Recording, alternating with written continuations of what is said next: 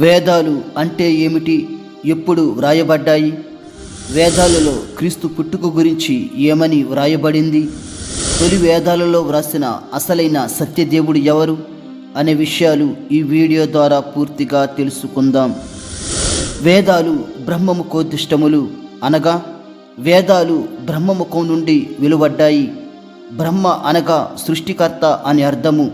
అంటే సృష్టికర్త నోటి ఊపిరి చేత వేదాలు వ్రాయబడ్డాయి.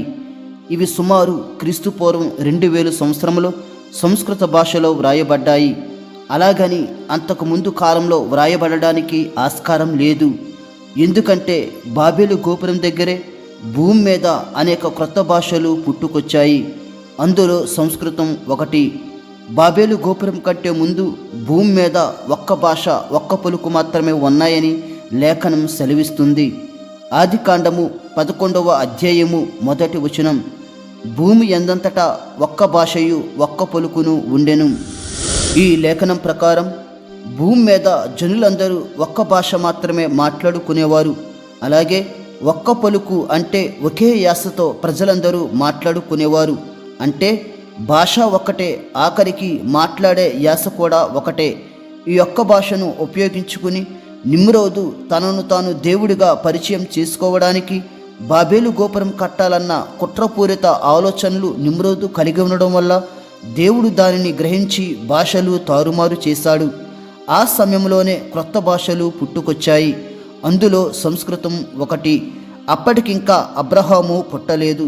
అబ్రహాము బాబేలు గోపురం సంఘటన జరిగిన కొన్ని తరాల తర్వాత పుట్టాడు. అంటే అబ్రహాము క్రీస్తుపూర్వం 2000 సంవత్సరం నాటి మనిషి. అలాగే బాబేలు గోపురం కంటే ముందు భూమి మీద జలప్రలయం కలిగింది. అంటే సుమారు క్రీస్తుపూర్వం 25వ శతాబ్దంలో నోవాహు జలప్రలయం భూమి మీదకి వచ్చింది. అంటే నోవాహు జలప్రలయం వచ్చిన క్రీస్తుపూర్వం 25వ శతాబ్దంలో మరియు అబ్రహాము కాలమైన క్రీస్తుపూర్వం 20వ శతాబ్దం మధ్యలో బాబేలు గోపురం కట్టబడింది. ఆ మధ్యలోనే క్రొత్త భాషలు పుట్టుకొచ్చాయి. ఈ ప్రకారం చూస్తే సంస్కృతంలో వ్రాయబడిన వేదాలు కూడా సుమారు క్రీస్తుపూర్వం 20వ శతాబ్దంలో వ్రాయబడ్డాయి. వేదాలలో తొలి వేదకాలం, మలివేదకాలం అనే 2 కాలాలు ఉన్నాయి. తొలి వేదాలు సుమారు క్రీస్తుపూర్వం 2000 సంవత్సరంలో వ్రాయబడ్డాయి. మలివేదాలు తొలి వేదాలు వ్రాసిన 1000 సంవత్సరాల తర్వాత వ్రాయబడ్డాయి. అంటే తొలి వేదాలకు మలివేదాలకు 1000 సంవత్సరముల గ్యాప్ ఉన్నది. ఈ తొలి వేదాలను మాత్రం సృష్టికర్త వ్రాయించాడు. ఇప్పుడు ఆ సృష్టికర్త ఎవరో తెలుసుకుందాం. రోమాపత్రిక 3వ అధ్యాయము 29వ వచనం. దేవుడు యూదులకు మాత్రమే దేవుడా? అన్యజనులకు దేవుడు కాడా? అవును, అన్యజనులకును దేవుడే. ఈ లేఖనం ప్రకారం దేవుడు యూదులకు, క్రైస్తవులకు మాత్రమే దేవుడు కాడు. ఈ భూమి మీద ఉన్న అన్యజనులకు కూడా దేవుడే. యూదులతో, క్రైస్తవులతో దేవుడు ఎలా మాట్లాడాడో అన్యజనులతో కూడా దేవుడు మాట్లాడాడు. దేవుడు పక్షపాతి కాదు. నీతిమంతుల మీదను అవినీతిమంతుల మీదను వర్షము కురిపిస్తున్నాడు. కావున యూదులకు దేవుడు దేవోక్తులు ఎలా అనుగ్రహించాడో అలాగే భూమి మీద సత్యమైన దేవుణ్ణి అన్వేషించే వారికి కూడా దేవుడు దేవోక్తులు అనుగ్రహించాడు. వారి చేత కూడా గ్రంథాలు వ్రాయించాడు. అపోస్తల కార్యములు 17వ అధ్యాయము 26, 27 వచనములు. మరియు యావత్ భూమి మీద కాపురముండుటకు ఆయన ఒకరి నుండి ప్రతి జాతి మనుషులను సృష్టించి వారు ఒకవేళ దేవునిని తడువులాడు కొనుకొందురేమో అని తన్ను వెదుకు నిమిత్తము నిర్ణయ కాలమును వారి నివాస స్థలం యొక్క పొలిమేర్లను ఏర్పరిచెను. ఆయన మనలో ఎవనికిని దూరముగా ఉండువాడు కాడు. ఈ లేఖనాన్ని మనం పరిశీలించినట్లయితే ఒక మనిషి నుంచి అనగా ఆదాము నుంచి ప్రతి జాతి మనుషులను దేవుడు సృష్టించాడు. ఇందులో అన్ని మతస్థులు, అన్ని కులస్థులు ఉన్నారు. వీరందరినీ దేవుడే సృష్టించాడు. ఇందులో ఎవరైతే దేవుణ్ణి వెతుకుతారో వారందరికీ దేవుడు దగ్గరయ్యి దేవోక్తులు వ్రాయించాడు. ఎందుకంటే సత్యదేవుని విషయంలో తడువులాడకుండా అనగా గందరగోళం లేకుండా అసలైన సత్యదేవుడు ఎవరో, ఆయన పోలికలు ఎలా ఉంటాయో ఆయనను వెతుకువారికి దేవుడు చెప్పాడు. ఎందుకంటే ఆయన ఎవరికిని దూరంగా ఉండువాడు కాడు. సత్యదేవుని అన్వేషణకై పాటుపడిన ప్రతి ఒక్కరితో దేవుడు మాట్లాడాడు. అందులో భాగంగానే క్రీస్తుపూర్వం 20వ శతాబ్దంలో మన భారతదేశంలో ఉన్న ఆర్య ఋషులతో దేవుడు మాట్లాడాడు. ఆర్య ఋషులు సత్యదేవుడు ఎవరో తెలుసుకున్నటకు తమ కుటుంబాలను, ఇండ్లను విడిచిపెట్టి సుదూర ప్రాంతాలకు, అడవుల్లోనికి వెళ్ళి ఎన్నో సంవత్సరములు తపస్సు చేసి సత్యదేవుణ్ణి అన్వేషించారు. అప్పుడు దేవుడు వారి ప్రయాసను చూసి వారికి కూడా అసలైన సత్యదేవుడు ఎవరో, ఆయన పోలికలు ఎలా ఉంటాయో చెప్పడం జరిగింది. ఆ సమయంలోనే ఆర్య ఋషులు వేదాలు వ్రాసారు. ఈ ఆర్య ఋషులకు సత్యదేవుని లక్షణాలు, పోలికలు దేవుడు తెలియజేశాడు. కావున సృష్టికర్త నోట నుండి ఉద్భవించినవే వేదాలు. అందుకే వేదాలను బ్రహ్మముఖోదిష్టాలు అంటారు. వేదాలు మన భారతదేశ హిందూ సోదరులకు పవిత్ర గ్రంథాలు. వేదాలు 4 రకాలు. అందులో మొదటిగా వ్రాయబడినది ఋగ్వేదం, 2 సామవేదం, 3 అథర్వవేదం, 4 యజుర్వేదం. ఋగ్వేదంలో దేవుళ్ళకు సంబంధించిన శ్లోకాలు, మంత్రాలు ఉంటాయి. సామవేదంలో యజ్ఞం, త్యాగాలు, సమర్పణల గురించి వ్రాయబడ్డాయి. అథర్వవేదంలో మరిన్ని శ్లోకాలు, మంత్రాలు వ్రాయబడ్డాయి. యజుర్వేదంలో యజ్ఞాలు చేసే పూజార్ల మార్గదర్శకాలు గురించి వ్రాయబడ్డాయి. అయితే వేదాలలో సత్యదేవుడెవరో, అందులో ఉన్న పోలికలు బట్టి మనం చాలా తేలికగా కనిపెట్టవచ్చు. మరియు ఈ ఆర్య ఋషులతో మాట్లాడిన నిజమైన దేవుడెవరో తొలి వేదాలు చదివితే మనకు అర్థమవుతుంది. ఇప్పుడు వేదాలలో వ్రాయబడిన సత్యదేవుని పోలికలు బట్టి అసలైన దేవుడెవరో ఇప్పుడు మనం తెలుసుకుందాం. శుక్ల యజుర్వేదం 23వ అధ్యాయము 59, 60 మంత్రాలలో ఇలాగూ వ్రాయబడింది. భూమండలపు నాభి లాంటి మధ్యప్రదేశంలో మహాసూర్యుడు జన్మిస్తాడు. దీని భావం ఏమిటంటే భూమికి మధ్యప్రదేశంలో మహాసూర్యుడైన దేవుడు పుడతాడని అర్థం. అయితే భూమికి మధ్యన ఎవరున్నారో తెలుసుకుందాం. యెహెజ్కేలు 38వ అధ్యాయము 12వ వచనం. భూమి నట్టనడుమ నివసించు జనుల మీదకి తిరిగిపోయేదను. ఈ లేఖనంలో భూమికి నట్టనడుమ అనగా మధ్యన నివసించేవారు ఎవరంటే యూదులు. వీరు ఇజ్రాయేలు దేశంలో నివసిస్తున్నారు. ఈ ఇజ్రాయేలు దేశమే భూమికి మధ్యన ఉన్నది. దీనిని భౌగోళిక శాస్త్రజ్ఞులు కూడా ధృవీకరించారు. ఈ ఇజ్రాయేలు దేశంలో యోధా గోత్రంలో మహాసూర్యుడు జన్మించాడు. ఆయన ఎవరంటే మలాకీ గ్రంథము 4వ అధ్యాయము 2వ వచనం. మీకు నీతి సూర్యుడు ఉదయించును. ఈ లేఖనంలో ఉన్న నీతి సూర్యుడు ఎవరంటే యేసుక్రీస్తు. అలాగే ఈ మంత్రంలో ఉన్న భూమధ్యను పుట్టిన మహాసూర్యుడు ఎవరంటే యేసుక్రీస్తు. కావున భూమి మధ్య భాగంలో పుట్టింది కేవలం యేసుక్రీస్తు మాత్రమే. మన భారతదేశం మరియు ఇతర దేశాలు భూమికి మధ్యన లేవు. ఎవరైతే భూమికి మధ్యన పుడతారో వారే అసలైన దేవుడు. ఆయనే యేసుక్రీస్తు. అలాగే సామవేదంలో సహస్ర నామావళిలో ఓం శ్రీ బ్రహ్మపుత్రాయ నమః అని వ్రాయబడింది. దీనికి అర్థం ఏమిటంటే, ఓ దేవా, నిన్ను నీవే దేవుని కుమారునిగా ఈ లోకములో బయలుపరుచుకున్నందుకు నిన్ను స్తుతించుచున్నాను. నిజముగా ఈ లోకానికి దేవుడు తన కుమారుని పంపాడు. ఆయనే యేసుక్రీస్తు. యోహాను సువార్త 3వ అధ్యాయము 16వ వచనం.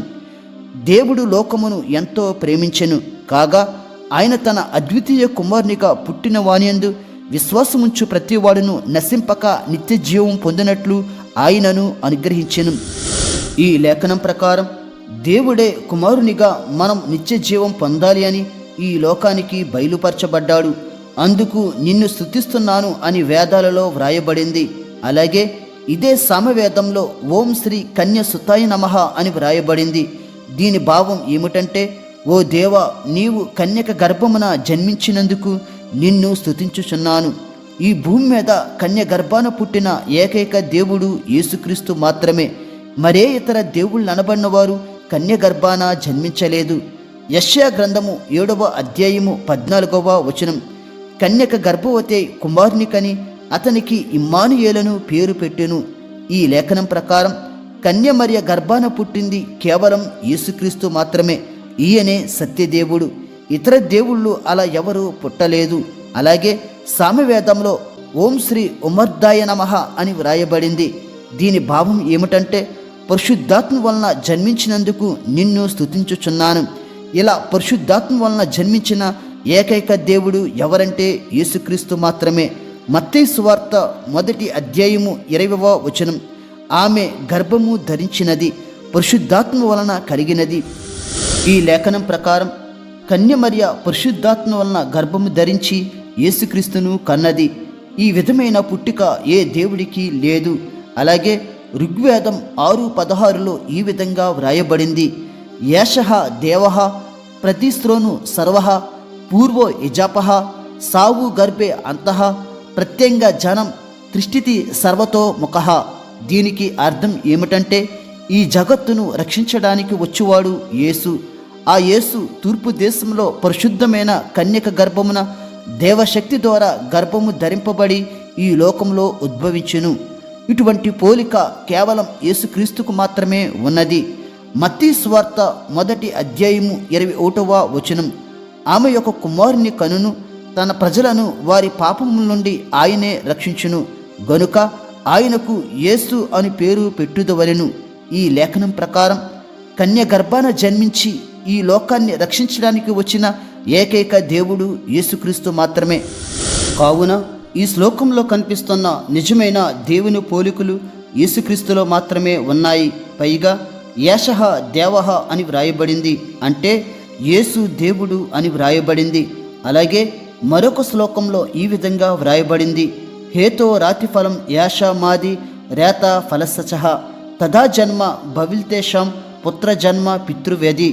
దీని భావం ఏమిటంటే, పరలోక దేవుడే భూలోకంలో యేసు అనే పేరుతో మనుష్య కుమారుడుగా కన్య గర్భమున జన్మించును. దీని ప్రకారం మనుష్య కుమారుడుగా పరలోకము నుండి భూమి మీదకి వచ్చినది యేసుక్రీస్తు మాత్రమే.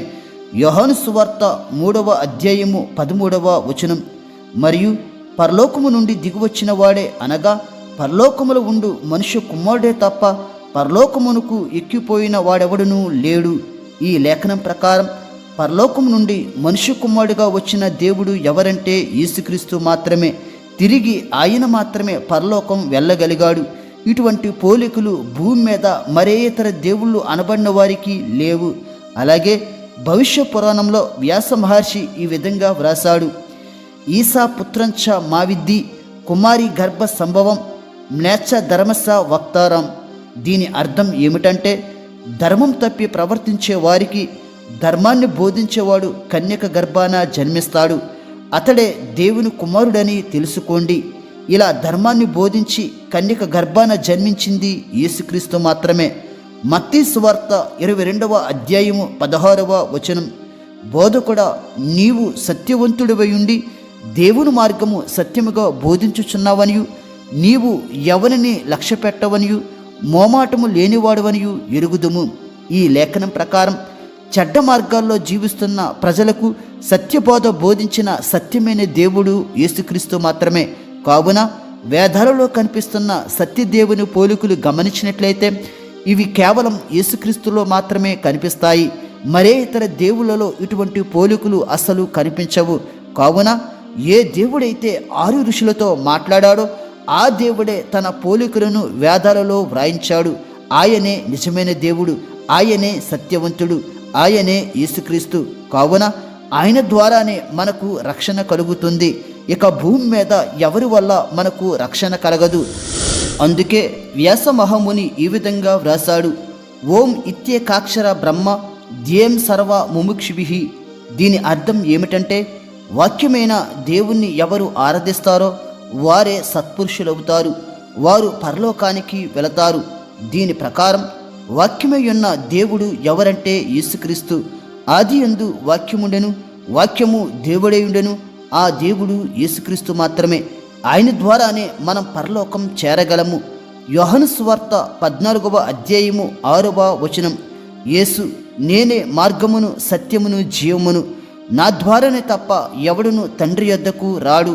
దీని ప్రకారం యేసుని నమ్ముకుంటేనే మనం తండ్రి యొద్దకు, అనగా పరలోకం చేరగలము. యేసే మనకు మార్గం, రక్షణ. కావున భూప్రజలారా ఒకసారి ఆలోచించండి. సత్యదేవుడైన యేసుక్రీస్తును నమ్మండి, పరలోకం చేరండి. మన భారతదేశ పురాతన గ్రంథాలైన వేదాల్లో ఉన్న సత్యదేవుణ్ణి కనుగొనండి. సత్యదేవుని పోలికలు వేదాలలో ఉన్నాయని గ్రహించండి. ఆయనే యేసుక్రీస్తుని తెలుసుకుని రక్షణ పొందండి. ఈ వీడియో మీకు ఆశీర్వాదకరంగా మరియు బైబిల్ జ్ఞానం మరింత పొందే విధంగా ఉన్నట్లయితే లైక్ చేసి సబ్స్క్రైబ్ చేసుకోవడం మర్చిపోవద్దు. మరియు మీ విలువైన అభిప్రాయాన్ని కామెంట్ రూపంలో తెలియచేయగలరు. అలాగే బైబిల్లో ఏ అంశం మీదైనా వీక్షకులు వీడియో చేయమని నన్ను కోరినట్లయితే దేవుని చిత్తమైనప్పుడు నేను తప్పకుండా చేస్తాను. ప్రభువైన యేసుక్రీస్తు కృపయు, దేవుని ప్రేమయు, పరిశుద్ధాత్మ సహవాసమును మీకందరికీ తోడైయుండునుగాక. ఆమేన్.